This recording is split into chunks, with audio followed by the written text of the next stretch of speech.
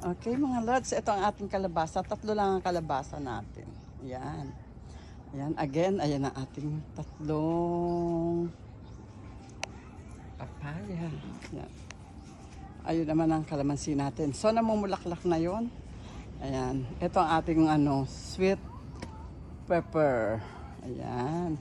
Yung talbos, kangkong. Yung sa dulo, makita nyo ang ating, makita nyo ang ating kamyas. Ayun, may mangga tayo. Ito ang ating chiko. So, ang ginagawa natin, naglalagay tayo dito ng tupperware. Pinupuno natin yan ng mga pinag-anuhan nating gulay. Ayan ang ating talong. Yan. Ito ang kamatis. Yan. Cherry tomato. Okay. Ito ang ating suha, mga lods. Yan. Ito suha. Yan. Suha. So, hindi ko pa naaayos yan. Yan, kamatis. Ito okra natin. Ayan ang okra. Hindi ko alam ba't ang okra namin naaano yung dahon. Hindi ko alam kung bakit. Yan, ito ganun din. Guava. Ito ang ating... Ayan, sa naman, medyo maganda to. Nakikita ko ngayon kasi meron na siyang ayan namumulaklak na siya, nag-uumpisang mamulaklak.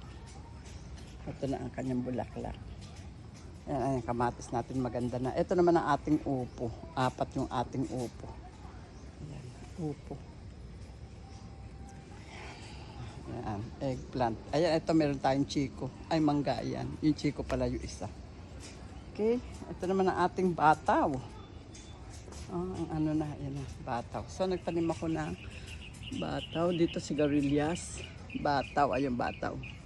Tapos, Romanian lettuce. Yan. Ito hindi ko alam eh. FYI, kaya ito mga lods, yan. Kung sino ba nakakaalam yan. Ayan. Pero naka-ready na siya. 5 siya. Ito ang ating mga pechay. Yan. Nakatanim na. Doon. Yung kamatis natin, alam nyo na yun, may bunga na yun. Yun ang kangkong. Ayan, ating sitaw. Ito ang ating sitaw. Ayan, ang mga sitaw natin. Ayan, sitaw. Okay, paalam na. Mga lods. Okay. Ito ating mga malunggay. Bye!